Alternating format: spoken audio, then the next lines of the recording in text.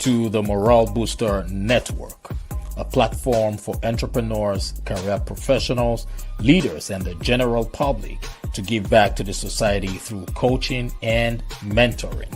I remain your host, Dr. John Ugulu. I am an author, speaker, and strategist. I always say experience is the best teacher. You can stream or download this podcast from YouTube, Spotify, iHeartRadio, Apple Music, Google Podcast, Player FM, and Pandora. Sit back, relax, and enjoy the show. Hello. Good evening, everybody. Good morning, good afternoon, wherever you are. It is indeed a great day. Like I always remind people that every day above ground is a blessed day. Yes, every day above ground is a blessed day. Now, if you can hear me, if you can see me, for those of you watching me, I just want to remind you that you can actually see me because you are blessed with the gift of life. So it doesn't matter what your challenges are, you should be thankful that you are alive. Here's the reason why. Because where there is life, there is hope. You have the opportunity to set new goals. You have the opportunity, you have the ability to focus on your current situation and also the ability to transition from where you are to where you want to be. So welcome again to another beautiful episode of the Morale Booster podcast. And my guest for today is all the way in Australia. Can you believe that? All the way in Australia. But you know, typically what we do is we try to boost the morale of as many people as we possibly can. And I will be sharing some great information with everybody before I bring our guest on for today. So if this is your first time joining us, please like and share this broadcast. Here's the reason why. Because you might just be saving the life of that one person who has been waiting for a lifetime to hear this message. So thank you so much for joining me. It's a pleasure and a privilege. Let's see how many people are right there. Let me see. I would have to also make sure that everyone on my social media platform is currently viewing us or watching us or listening to us. So I want you to do the same thing, please, wherever you are, like and share it. Now, once again, if you're just joining me for the first time, I am Dr. John Ugulu, the host of the Morale Booster podcast. Now, I've got a question for you who's listening to me right now. If you have a pen or a piece of paper, you know, feel free to write down this question because it is a life-changing question. It is a question that can take you from where you are to where you want to be. And my question is, what will you do differently? That's you who's listening to me right now. What will you do differently starting from right now to make your next 5 years better than your past 5 years? It's a loaded question, right? Yes, it is a loaded question. What would you do differently starting from right now to make your next 5 years better than your past 5 years? Right now, we're currently streaming on over 20 platforms, and I know people are definitely listening to us from all over the world. And the reason why I'm asking this question is to help at least one person ignite their reticular activating system. To help one person understand who they are, where they are from, why they are on earth, what they can do, and where they're going. What would you do differently starting from today, starting from right now, to make your next 5 years better than your past 5 years? While you're thinking, while you're trying to figure out that answer, I want to share a story with you. And I used to be a very shy person. For those of you who are just getting to know me, I used to be extremely shy, like extremely shy. So shy that I couldn't even imagine myself getting into public speaking. I know someone out there will be saying, "Oh, you're shy and you're having a podcast." Oh, yes. My level of shyness was at the highest of them all, the peak of it all. Right? I remember my mom always telling me when I was much younger, she would say, "My son, when I was pregnant, when I was carrying you in my womb, I used to always have this dream. And in the dream, I would always see a tall, dark-skinned man holding a microphone and speaking to a crowd." Because I knew my mom was a sister to Joseph the dreamer from the Bible. I'm just kidding. Don't let her know. Her dreams always come to pass. So because I knew she was that type of person whose dreams were always realistic, whenever she would say that, I'll say, "Mom, guess what? I know your dreams do come to pass. But guess what? This particular dream you're telling me about, this dream is not for me. I'm very sorry, Mom. This particular dream, I don't agree." And she would ask me, why are you saying that? And I'll say, "Mom, the truth is that right now, this son of yours is struggling with shyness. And that dream you are always having, or you were always having when you were pregnant, that dream portrays somebody who has confidence. That dream portrays somebody who is not a shy person. And I am a shy person, Mom. So unfortunately, that dream is not for me." And my mom she would smile because she is an optimist. She would smile and she would say, "My son, don't worry, wait and see." Now, why am I sharing this story with you? Because I had limiting beliefs in my life. Shyness was a major limiting belief in my life. As a result of shyness, I refused to always network with the right people. I found it very challenging to go to public events and even sit at the front. If I go to public events, I always want to sit at the back. It it resonated with me that leaders are speakers. I knew I wanted to be a leader, but the shyness was a limiting belief. And I knew I had to do something to change my future. And I knew that taking charge of that shyness and that lack of self-confidence was what I needed to make my next few years better than my past 5 years. And behold, Louis Pugh once said, "When your mind is made up, you become unstoppable."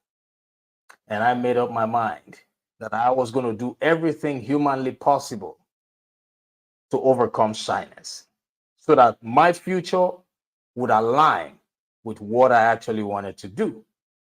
And I did everything. I did 10 steps. I took 10 steps, 10 steps, just 10 steps. The 10 steps helped me overcome the shyness that I had, that I suffered from for decades. But what was the first thing that happened that caused the transition? Mindset. Mindset. There's a problem identified. It's a problem I've solved. I identified my problem and I knew the next step was to eliminate that problem.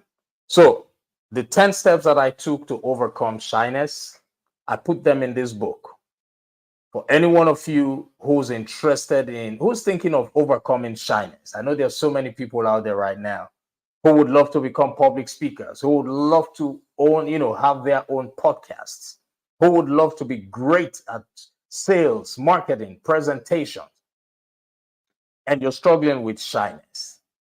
In this book, From Shyness to Public Speaking, I documented 10 strategies, the 10 steps that I took that helped me overcome shyness. Look, right now, I transitioned from shyness to public speaking. Now I am microphone hungry. When I go out, I always want to go to the front. I always want to be seen. I always want to be heard. Why am I saying this? I'm not sharing this with you to impress you, but I'm saying all this to press upon you that if I, John, could transition from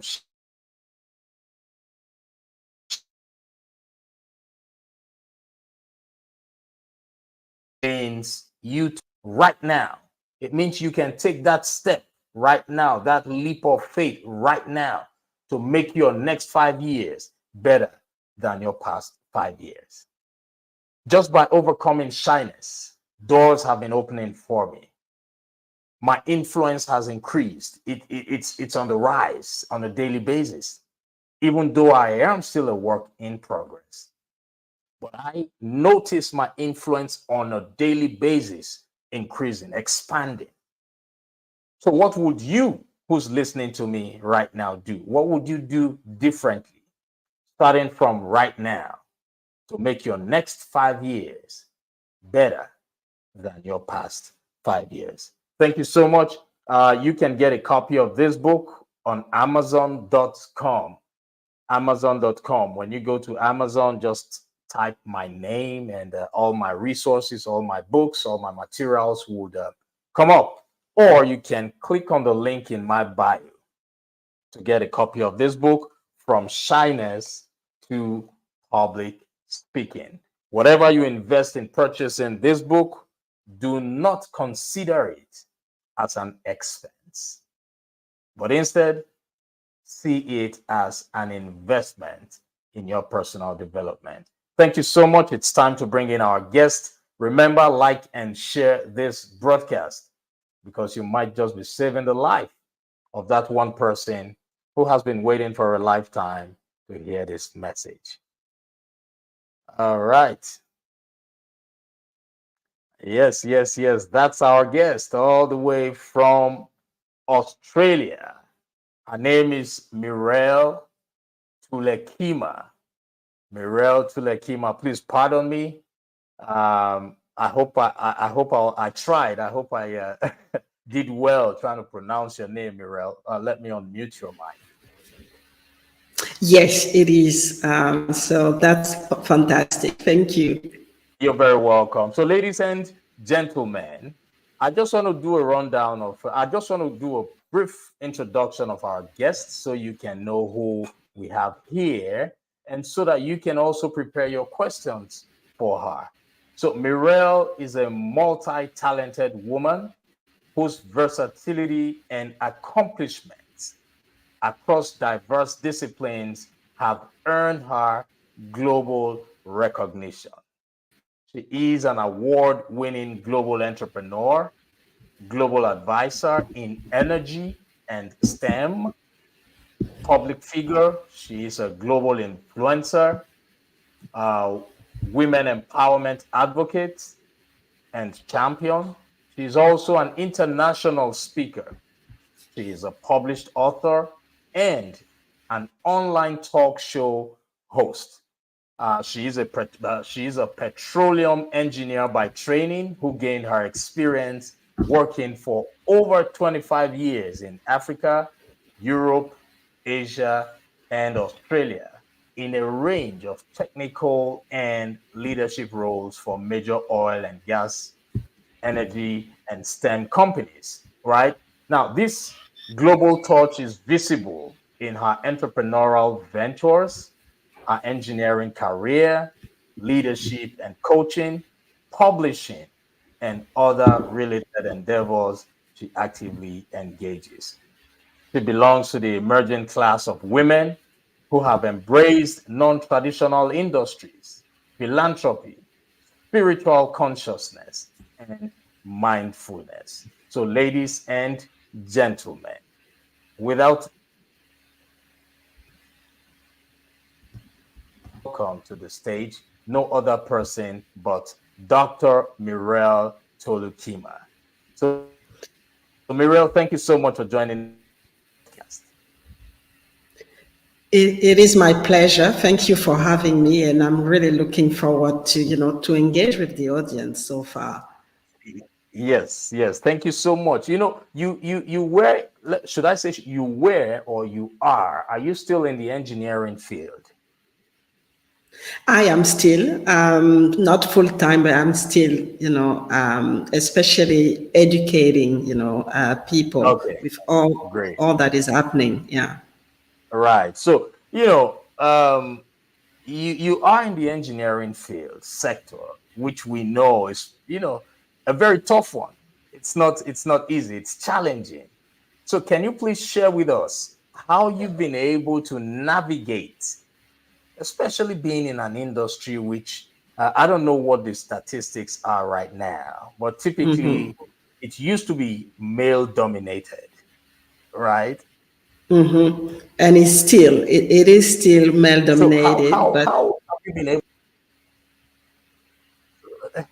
So I got it right. So it's still male dominated, right? So how have you been able to navigate all these decades of, going through from entry level all the way to leadership in such a mhm, male mhm. dominated industry?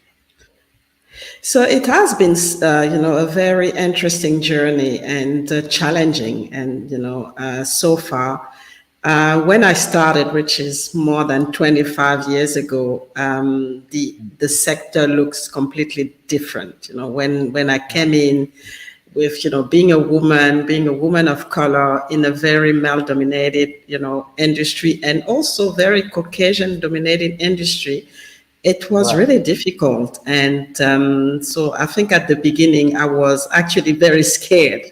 I came with my fears, and I would say the first few years didn't go really well because I had this mindset that, really paying attention more to what people were thinking of me or what was the representation instead Mm, of building on my skills and really looking at the value that I could actually bring.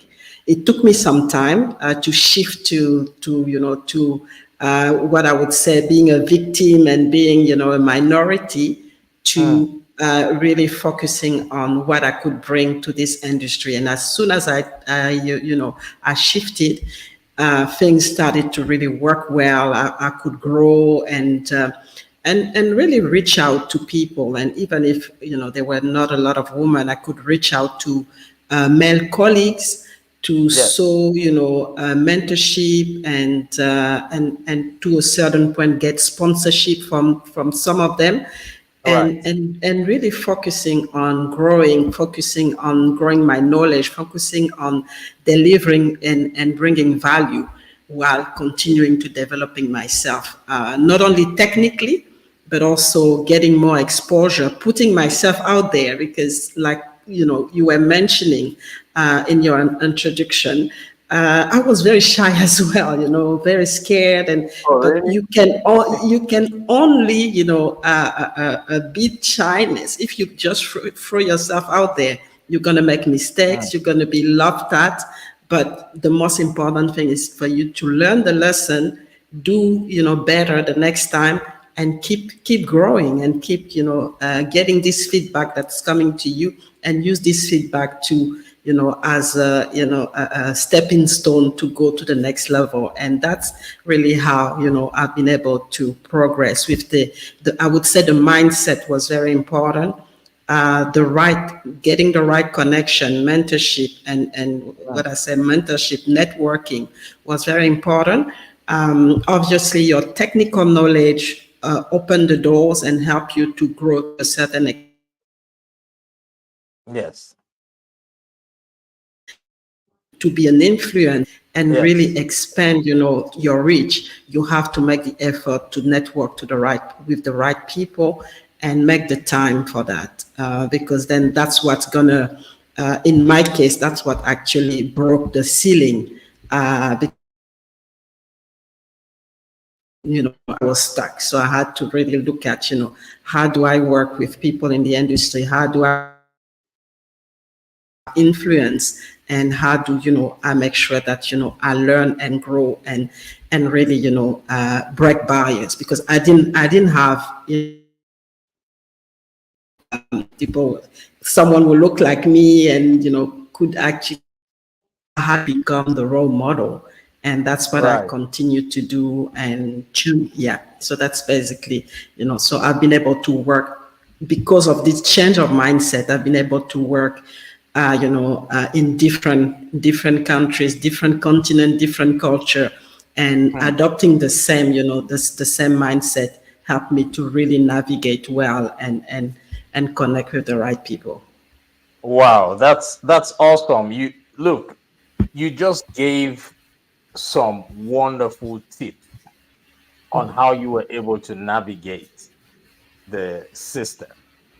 You talked about having a mindset shift, which is key. Sometimes we find ourselves in situations where we tend to doubt ourselves. Our self-confidence would get to level zero, but it takes mindset. I mean, a mindset shift, a paradigm shift to move from that point of low self-esteem to a point of confidence. You talked about networking, and these are all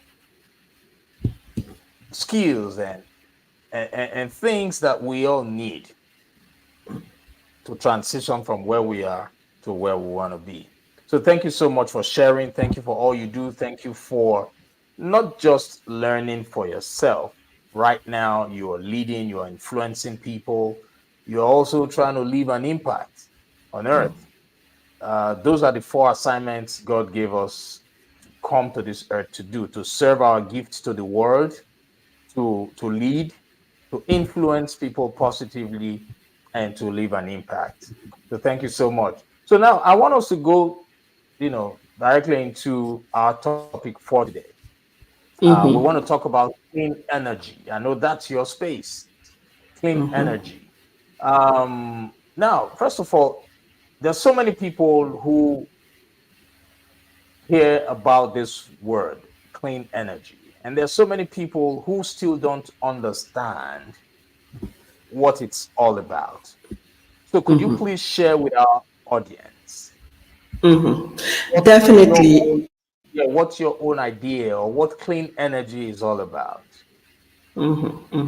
And you're right, because it's like a trend, people just using clean energy, and in different forums, without really knowing what clean energy is all about. So just to give a definition of clean energy is energy that comes from natural resources. So resources that are renewable, Hmm. and that's why sometimes we talk about when we talk about clean energy, we talk about renewable energy.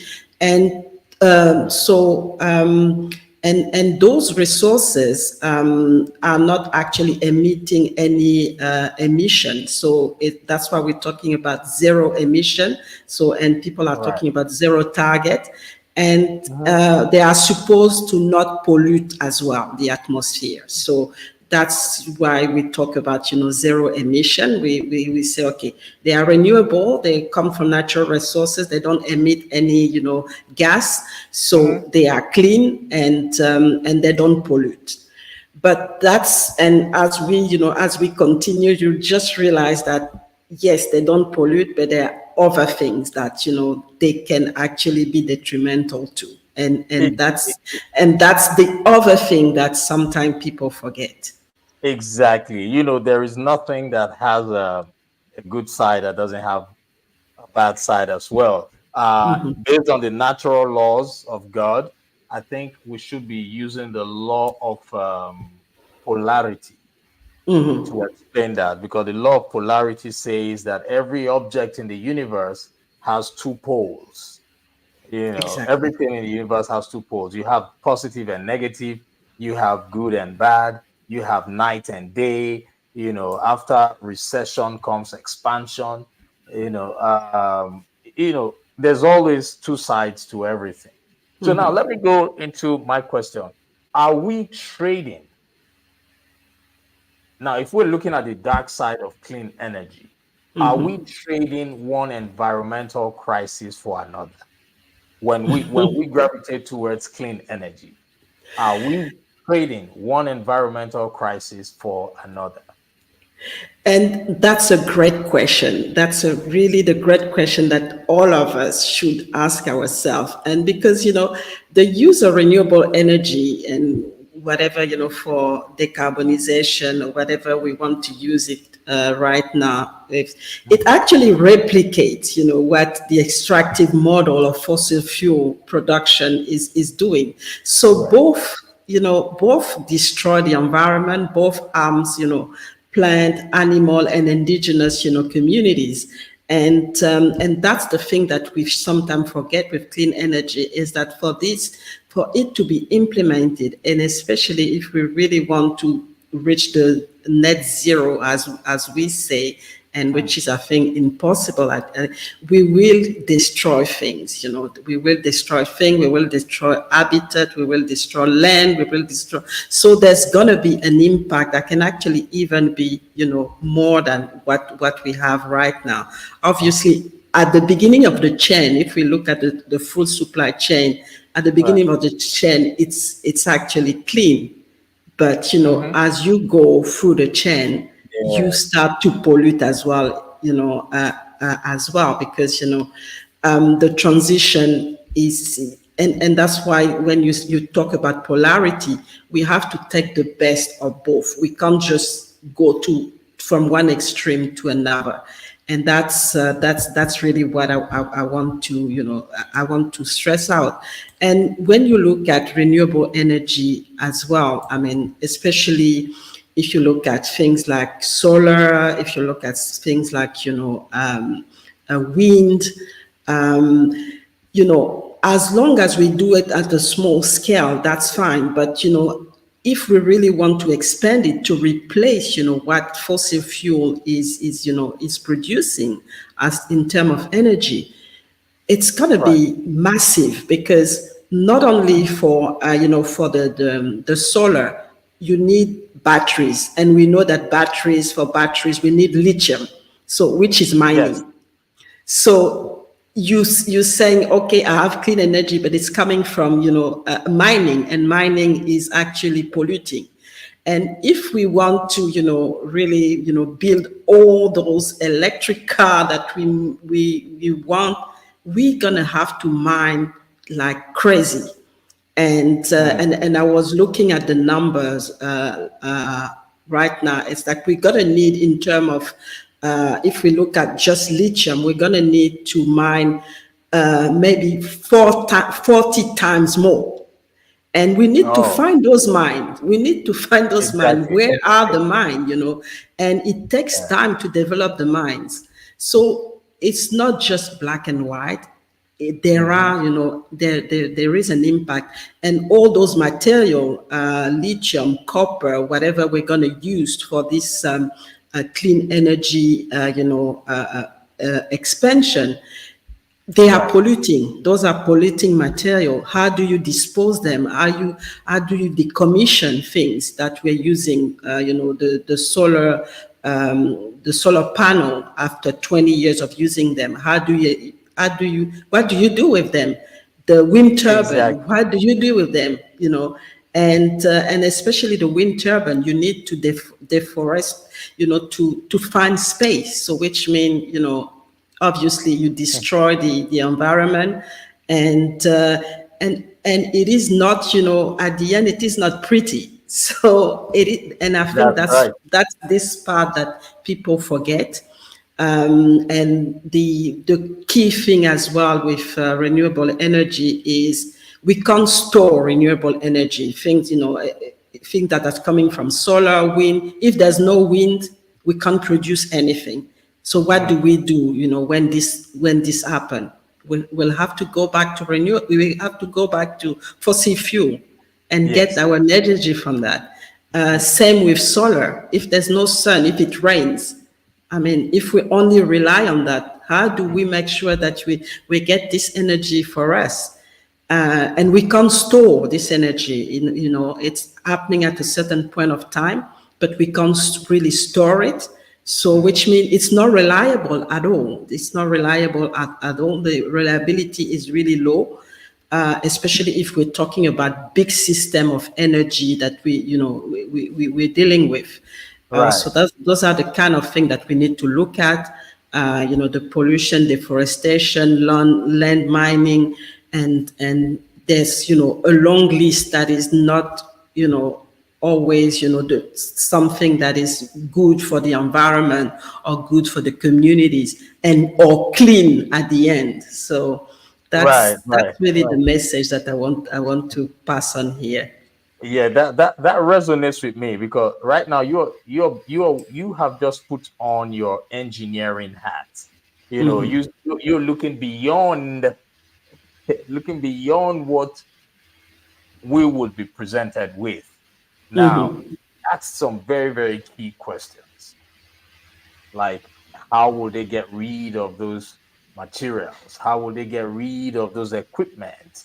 All what they use after some decades. Definitely, you have to get rid of them one way or the other. So, by so doing, that could cause another grave danger to the land, to the earth, right? So, what are your, okay, based on your study, your research, what will be your suggestion as regards clean energy? So I think I'm not saying we shouldn't use clean energy, but I think it's a case by case. And as I mentioned, we still have the reliability, we still have the mining side of things that we need to solve. We still have as well the fact that it's still very expensive, and we still have the fact that there is a divide, that you have in the north, they've actually, been polluting for quite some time, and they Right, actually have the money to switch to clean energy, which is cost effect, very cost, it costs a lot of money. Then you have the global south, and especially, developing countries who have all those fossil fuels, but have not uh-huh, actually polluted much, and it's actually for them cheaper to use that energy to really develop themselves, because as we know, energy is everywhere. Energy is really the cornerstone of everywhere. It impacts everything in our life. So yes, so that's this divide, this economic of scale, that is going to be difficult. And my advice is actually, we need to, like I mentioned, we need to use the best of both. And in fossil fuel, we have different fuel. We have, you have coal, you have oil, and you have gas. And gas right, is actually the one that is the less polluting of the three. So what we have been proposing so far, and advocating for, is to really start to use more gas, and use gas as a transition so far, and where it's really difficult to where we don't have the reserve in gas, and we need that energy, use clean energy, and because clean energy will be more for system where you don't have to produce massive amount of energy. So it can right, be for villages, it can be for small countries, or it can be for as a support to to the fossil fuel, the gas system. And that's how I would actually see things. It's really look at the case by case, but not really advocate for a global change, from fossil fuel to renewable for all country, all right. system, and everything. So we really have to look at the case by case. It's like everything, it not one doesn't fit all, and we really need to look at, Exactly. okay, what's the best for this environment, what's the best for this community, what's the best for this type of demand system, and really advise if we want to to continue to use fossil fuel, which is available everywhere and the infrastructure are already there, or do we want to move to renewable, which we will need to invest, and the technology are still very expensive. And like I said, we're gonna have a problem with making it sustainable because of the using material, mineral material, critical material, like we call them. And also in 30 years, disposing and finding a solution what we're going to do with it. So I'm an advocate of looking at really the specific in that particular case, and really adapt this the energy type to that particular environment. Wow, that's awesome. That's a great suggestion and contribution you've just provided now. And I hope this message gets to key opinion leaders. She is a petroleum engineer with a lot of experience in this area. So, how can people contact you? I know you are on Instagram, Twitter, and LinkedIn, right? Do So you have people, a I mean, website? so I have a website. So my company website is www.mtenergyresources.com, and my private website is www.mireilletulekima.com. So people can look at those websites, and I'm actually across almost all platforms. LinkedIn, Facebook, Instagram, X, and also Pinterest, but I think not a lot of people. I have a YouTube channel as well, but my preferred platform is actually LinkedIn, and Facebook as well. So you can reach out to me, mention that you've actually been able to connect through the Moral Booster show, and then I'll be more than happy to connect with you. Right, right. So we are currently streaming on multiple platforms, over 20 platforms. We have more audio platforms. So yes, I know this message will get to the right people. And when you when you receive this message and you feel that you could collaborate with Dr. Toulekima, please feel free to reach out to her. For those of you who are just joining us, don't worry, you can always watch the replay. Thank God for technology. But remember to like and share this broadcast, because you might just be saving the life of that one person who has been waiting for a lifetime to hear this message. So, now, how did you transition from engineering to public speaking and also becoming an author? So this transition is, as I was mentioning before, I had this mindset shift, and I didn't actually have any role model when I started. It was really, I was just trying things, learning as I was going, and so at a certain point in my career, I was fulfilled. I was happy where I was, but I could see also still a lot of struggle, and especially for a woman, I could see some women struggling, not Yeah. because they're not, skilled, or they didn't have the credential. It was more about the confidence part of it, and really getting, the support on leadership, and coming out and becoming more visible. And that's what actually led me into leadership, really, using my own experience and my own challenges to share, and to really start to mentor people, mentor especially women, like I said, but a lot of also people, minority people, so that I can help them, because I always tell people that when you can see it, you can be it. So really, Yes. using my own case as the story to say you can do the same and even better, because you will learn from my shortcomings and you start in a better place. So that's what I'm bringing, and that's how I really started the leadership. And so writing, speaking, and reaching out to different people around the world, be on different platforms, to really bring this story and bring this spirit of greatness, because I'll talk a lot about greatness, and really bringing this message that you have what it takes. It's just for you to believe in yourself and to come out, even if at the beginning you're going to struggle. At the beginning, we're not perfect.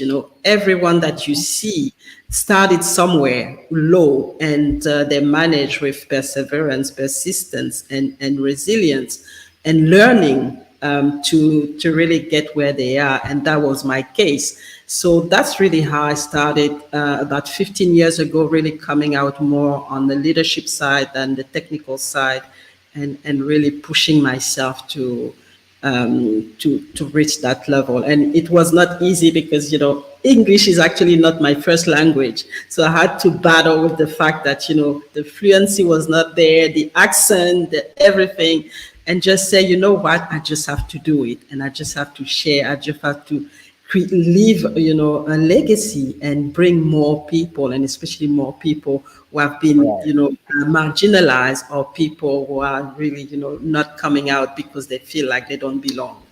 Right, right. That resonates with me. And I was going to ask you where that accent is from. Like I am originally from Nigeria. So I'm sure you also you've been hearing my own Yes, accent. so this accent is coming from, I'm originally from Gabon. So Gabon, Oh, which is a former French colony. So that's where this accent is coming from. oh, okay. That's great. Great. Africans doing great things all over the world. Yes, yes, yes. Awesome. Good to have you here on the show. Now, before I let you go for the day, I know it's pretty. What time is it over there now? It is almost 9 on my side, so I'm starting the day really well with all of this. So that's fantastic. Right. That's awesome. Great. So now, I want you to speak to that aspiring leader, that person who dreams or hopes of becoming a leader, that person who knows that he or she would like to become a leader in the near future. What's your advice for them? I want to give you 1 minute to just motivate an aspiring leader. So, what I want to say, and I've written a book just, about stepping into our greatness. And I'm just going to, bring out some of the key messages that this book is actually, bringing to the leaders and to the people around the world. And one of the key, the 12, and I call them the 12 rules. And I'm not going to talk about all those rules here, but I think that those rules are actually quite, relevant for people who are starting, in their leadership journey. Is to first, the first thing is to start with greatness in mind. So the starting with greatness in mind is really about you believing in yourself, believing in discovering your gift, and believing in the gift that you have, and really being sure that those gifts are going to help you to become, invincible, whatever people say, whatever the shortcomings, whatever the challenges.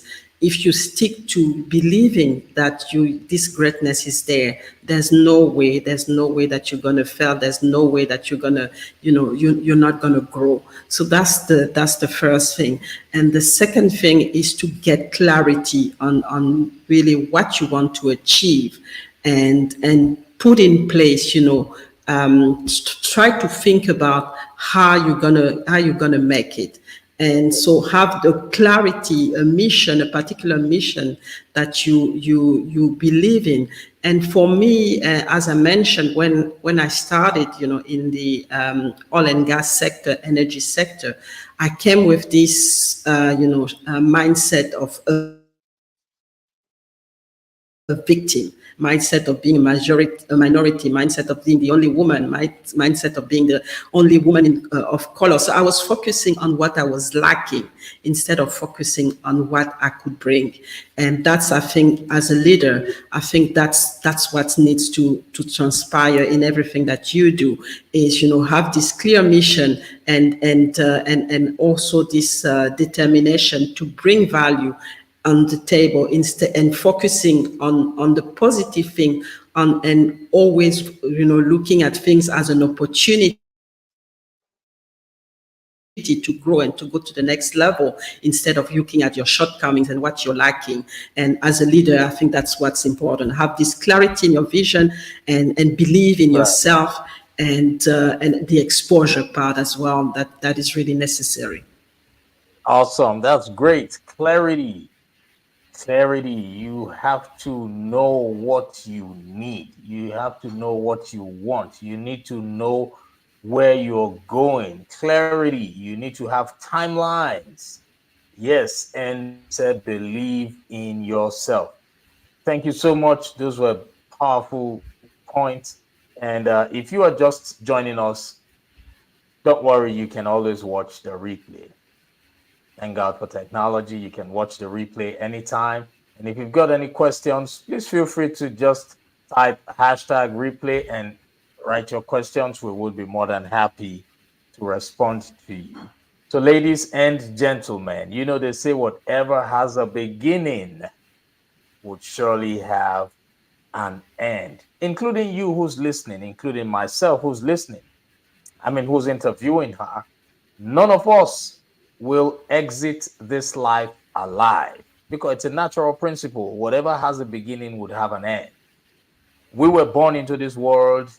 At some point, we would exit this world and we will not exit alive, right? So, thank you so much, everybody, for joining us. You can find her contact information right in front of you. Um,